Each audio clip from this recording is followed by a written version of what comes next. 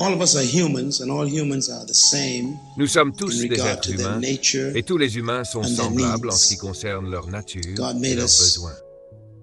Dieu nous a créés à partir d'un seul sang. Cependant, nous sommes différents en ce qui concerne nos personnalités et notre manière unique d'exprimer Dieu. Nous avons tous les mêmes problèmes parce que nous sommes tous tombés au même moment lorsque l'humanité est tombée en Adam. Les conséquences de cette chute ont eu le même effet sur chacun de nous. La Bible appelle cela le péché. Le mot péché dans la Bible est un mot très intéressant. Il existe deux formes d'utilisation de ce mot en relation avec la chute. L'une est au singulier, le péché. Cette forme fait toujours référence à la chute de l'homme. Nous sommes tombés dans les reins d'Adam. Cela s'écrit S-I-N en anglais, et c'est un terme singulier.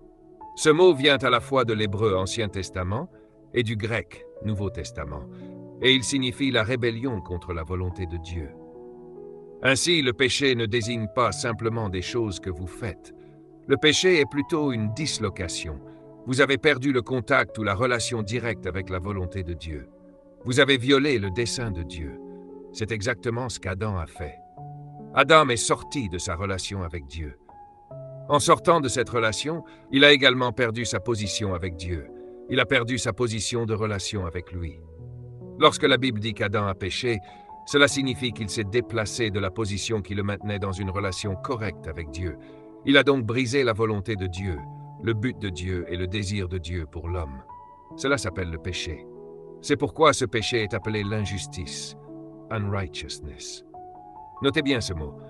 L'injustice tire son sens de la justice. Alors, qu'est-ce que la justice? Le mot juste, righteous, vient du mot droit, right. Mais ce n'est pas seulement un terme théologique. En réalité, c'est un terme juridique, utilisé dans les tribunaux. La Bible est d'une certaine manière un livre très légal, car Dieu agit selon des droits et des lois. Ainsi, être juste signifie être dans une position correcte par rapport à l'autorité. Dans ce cas précis, l'autorité est Dieu. Donc, être juste n'a rien à voir avec la façon dont vous vous habillez. Beaucoup de gens ont mal compris ce mot. Être juste signifie être placé correctement, être dans une position qui vous donne accès à l'autorité. Vous n'avez rien fait qui bloque votre relation avec cette autorité. La justice signifie donc être dans une relation correcte. Par conséquent, être injuste signifie être hors de position, donc hors de la relation correcte avec l'autorité. Une personne injuste est donc quelqu'un qui n'est pas correctement relié à l'autorité. Elle ne peut donc rien exiger de cette autorité par droit. Quand vous êtes injuste, vous êtes aussi illégal. C'est encore un terme juridique. Être illégal signifie simplement que vous n'avez aucun droit de faire des revendications. Souvenez-vous alors de ce qui s'est passé lorsque Adam a péché. Des choses très étranges se sont produites. Adam a désobéi à Dieu. Désobéir signifie violer un commandement. Il a violé le commandement de Dieu qui le maintenait dans une bonne relation avec lui. Dieu avait dit « Le jour où tu mangeras de ce fruit, tu mourras ». Pourtant, Adam a vécu 930 ans après avoir mangé ce fruit. Dieu avait dit qu'il mourrait le jour même, mais il a vécu encore 930 ans. Alors comment comprendre cela? Cela signifie que la mort pour Dieu n'a rien à voir avec la destruction du corps physique. Ce n'est pas cela la mort pour Dieu. La mort pour Dieu, c'est la séparation d'avec son esprit. La mort survient lorsque le Saint-Esprit quitte l'esprit de l'homme et que l'homme se retrouve isolé de Dieu. Pour Dieu, cela signifie être mort. Ainsi, lorsque vous n'avez pas le Saint-Esprit qui vous relie à Dieu dans une relation correcte, vous êtes mort spirituellement. Cela veut dire que chaque bébé né dans le monde après le péché d'Adam est né sans le Saint-Esprit. Par conséquent, ce bébé est né spirituellement mort. C'était aussi votre cas. C'est pourquoi Jésus a dit que celui qui reçoit le Saint-Esprit reçoit la vie. En réalité, Jésus est venu pour une seule raison principale, ramener le Saint-Esprit à l'intérieur de l'être humain. La seule chose qu'Adam a perdue lorsqu'il a désobéi à Dieu, c'est le Saint-Esprit. Mais cette seule perte représentait tout. Alléluia. Quand vous perdez Dieu, vous perdez tout. Ainsi, la seule chose dont Adam avait besoin, c'était le Saint-Esprit. Et c'est exactement ce que Jésus est venu restaurer à l'humanité. Si vous lisez l'Ancien Testament, vous remarquerez quelque chose. Le Saint-Esprit ne pouvait pas entrer dans les gens. Il venait sur eux, puis il prophétisait, accomplissait des miracles ou recevait une grande force, puis il repartait. Ensuite, il revenait sur eux à nouveau, ils accomplissaient un grand acte ou prophétisaient. Puis il repartait encore. C'est pourquoi les prophètes disaient souvent « La parole du Seigneur me fut adressée ». Cela signifie que l'Esprit de Dieu venait sur eux, puis ils prophétisaient. Mais ils ne pouvaient pas entrer en eux parce que le corps humain était contaminé par le péché. Ainsi, dans l'Ancien Testament, le but de Dieu n'était pas d'habiter dans les hommes, mais d'être parmi eux. Si vous étudiez l'Ancien Testament, vous verrez que le programme de Dieu était de venir au milieu de son peuple. Il ne pouvait pas entrer en eux. Alors il a fait la meilleure chose possible, être avec eux. C'est pourquoi Dieu leur a demandé de construire un tabernacle, d'offrir du sang pour l'expiation, d'utiliser de l'encens pour créer une atmosphère d'adoration et d'établir des prêtres pour sanctifier ce lieu. Alors Dieu disait, « Je viendrai habiter au milieu de vous. Et lorsque je serai au milieu de vous, vous serez invincibles. » Mais ce n'était pas son désir final, car tout au long de l'Ancien Testament, le désir de Dieu était de revenir à la maison. C'est étrange, n'est-ce pas? Dieu veut revenir chez lui. Dieu veut revenir à la maison. Et sa maison est dans l'esprit de l'homme. C'est là qu'il a toujours voulu habiter. C'est pour cela que Jésus est venu restaurer cette relation. Ainsi, Malachie, le dernier prophète de l'Ancien Testament, annonce la venue de Jean. Jean était le dernier prophète, un prophète unique dans l'histoire. Il avait un pied dans l'Ancien Testament et un pied dans la Nouvelle Alliance. Il est le seul prophète qui a compris les deux alliances et qui a participé aux deux. On le retrouve à la fin de Malachie et au début de Matthieu. Jean représente en quelque sorte la page blanche au milieu de la Bible. C'est pourquoi Jésus a déclaré qu'il n'y avait pas de plus grand prophète que Jean. Tous les prophètes avant lui désiraient voir le Messie, mais Jean, lui, l'a réellement vu. Jean était donc à la fois un prophète de l'Ancien Testament et un ministre du Nouveau Testament. Voilà pourquoi il est si important. Un jour, Jean vit Jésus et déclara « Voici l'agneau de Dieu qui ôte le péché du monde. » Quelle déclaration extraordinaire! Jean disait en réalité « Enfin quelqu'un est venu pour rendre possible le retour de Dieu dans l'homme. » Dans tout l'Ancien Testament, les boucs, les brebis, les veaux, les colombes et les autres animaux sacrifiés permettaient seulement à Dieu d'être parmi son peuple. Mais Jean annonce que cet homme, l'agneau de Dieu, enlèvera le péché du monde. Il accomplira un miracle. Il rendra l'être humain habitable pour Dieu à nouveau. Il rendra possible que Dieu vive de nouveau à l'intérieur de nous. C'est pour cela que le message de Jésus est appelé la bonne nouvelle. Dans le grec, ce mot est évangélion, que nous traduisons par évangile. Et l'évangile signifie bonne nouvelle. La bonne nouvelle est la suivante. Le royaume du roi des cieux peut de nouveau habiter dans l'être humain. Cela signifie, nous n'avons plus besoin de chercher Dieu. Dieu est venu nous chercher. Nous n'avons plus besoin d'essayer de faire descendre Dieu. Il est descendu de lui-même. Nous n'avons plus besoin de sacrifices d'animaux, de tabernacles, d'encens, de trompettes ou de rituels pour attirer la présence de Dieu.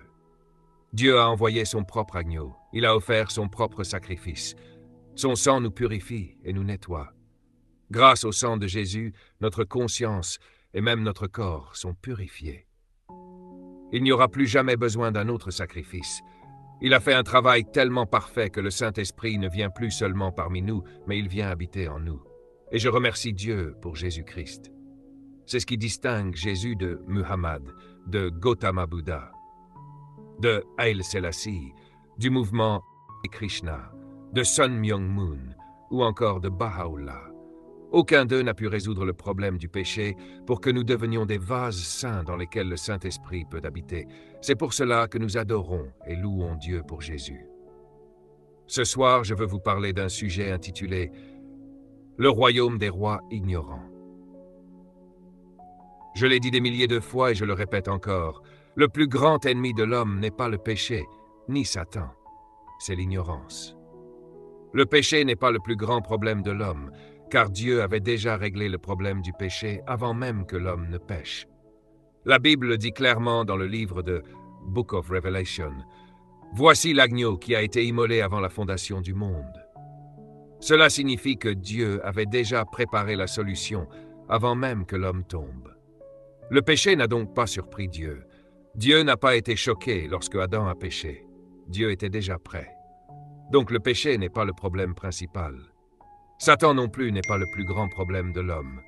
En réalité, Satan est l'esprit le plus insignifiant, le plus prévisible et le plus manipulable qui vous attaque. La Bible dit « Ne soyez pas ignorants des ruses de Satan ». Cela signifie « Étudiez votre ennemi ». Satan est en réalité un chérubin au chômage. Il a été renvoyé à cause de son insubordination. Il a voulu s'opposer au patron. Il est donc en colère contre Dieu, et parce qu'il déteste Dieu, il déteste aussi les enfants de Dieu.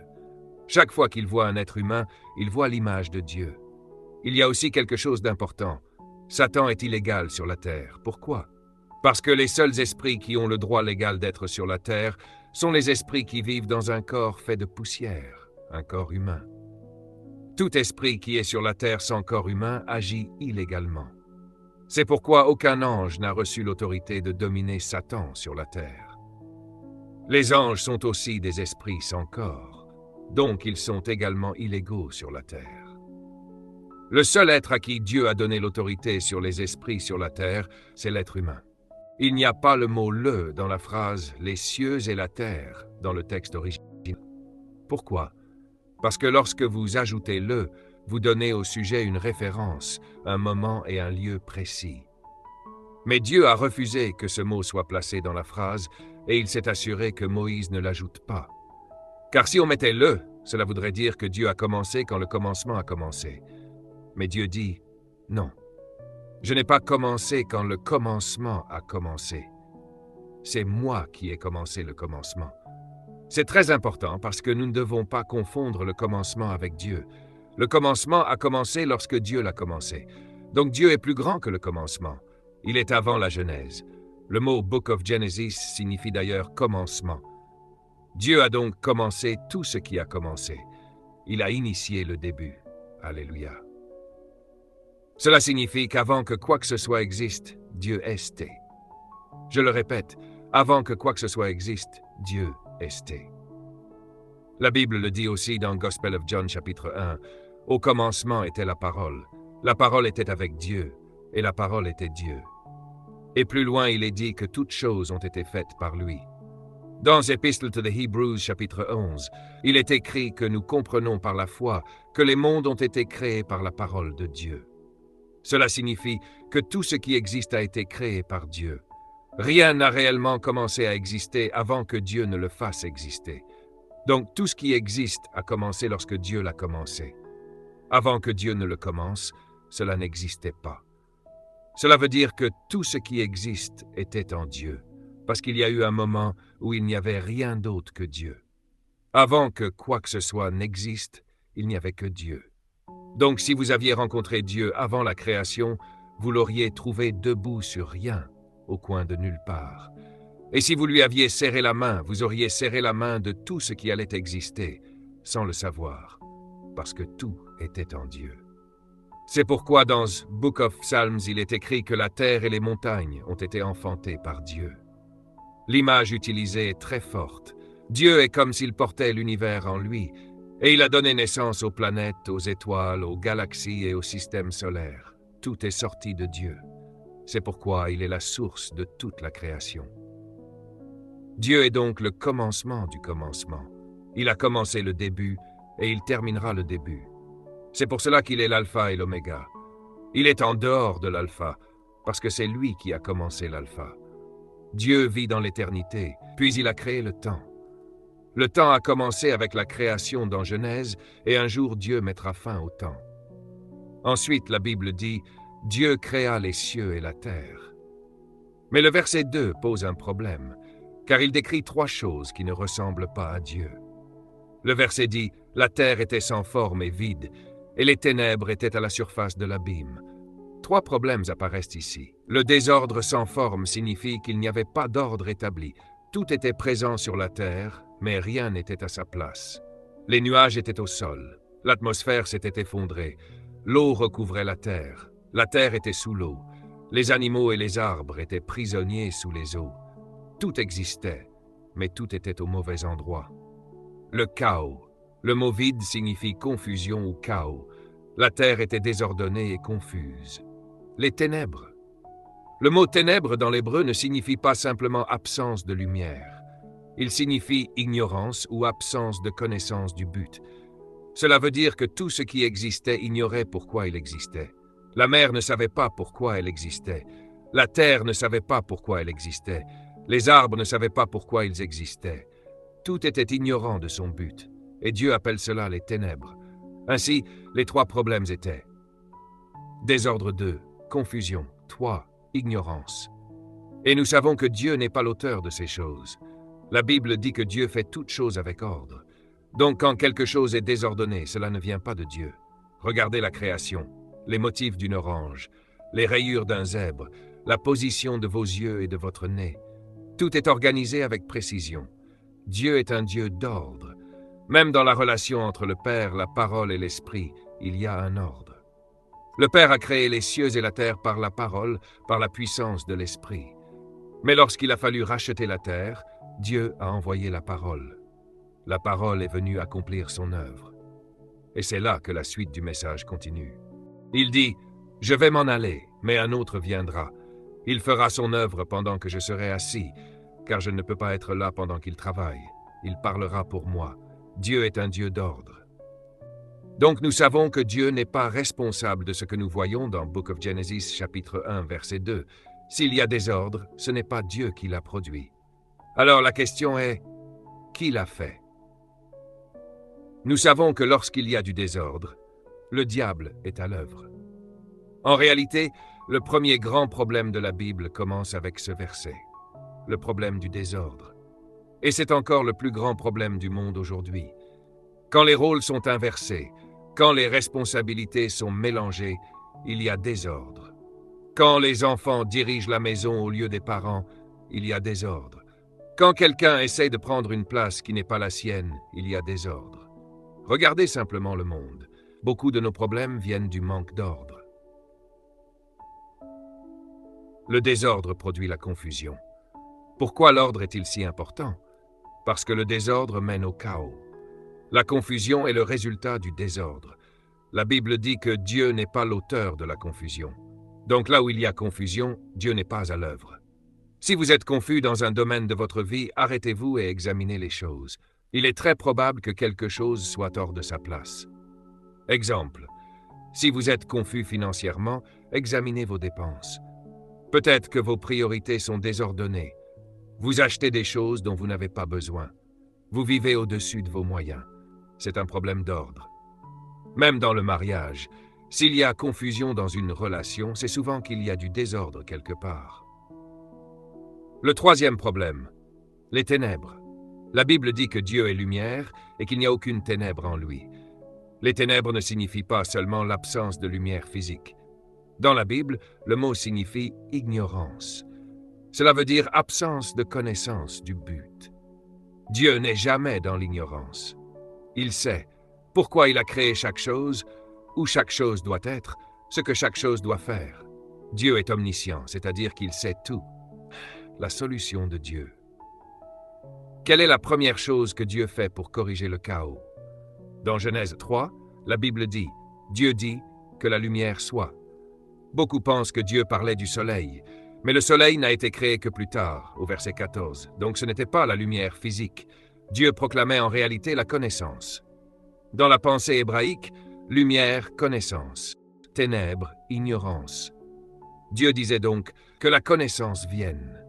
Et lorsque la connaissance est venue, les eaux se sont séparées, la terre a repris sa place, les animaux sont apparus, la création s'est organisée. Quand tout a été remis à sa place, Dieu a déclaré « c'est bon ». Le prince des ténèbres. La Bible appelle Satan le prince des ténèbres. Le mot prince vient du mot principauté, qui signifie première loi ou autorité dominante. Donc Satan est le premier à régner par l'ignorance. Il gouverne là où il y a ignorance. Cela signifie que votre ignorance est votre plus grande faiblesse. Le domaine de votre vie où vous êtes ignorant est le domaine où Satan peut vous contrôler. La clé est révélée dans la Bible. Dans Book of Hosea, chapitre 4, verset 6, Dieu dit « Mon peuple est détruit faute de connaissance ». Il ne dit pas à cause du diable, à cause des démons, à cause du péché, mais à cause du manque de connaissance. Donc si une partie de votre vie est en train de se détruire, c'est probablement le domaine où vous manquez de connaissance. Exemple, si vos finances sont en difficulté, vous avez besoin d'apprendre la gestion financière. Si votre mariage est en difficulté, vous avez besoin d'apprendre les principes du mariage. Si votre vie est chaotique, vous avez besoin de connaissance. La connaissance apporte la lumière, et la lumière met de l'ordre. La grande leçon de ce message de Miles Monroe, le péché n'est pas le plus grand ennemi de l'homme. Satan n'est pas le plus grand ennemi de l'homme. Le plus grand ennemi de l'homme est l'ignorance, parce que là où il y a ignorance, les ténèbres règnent.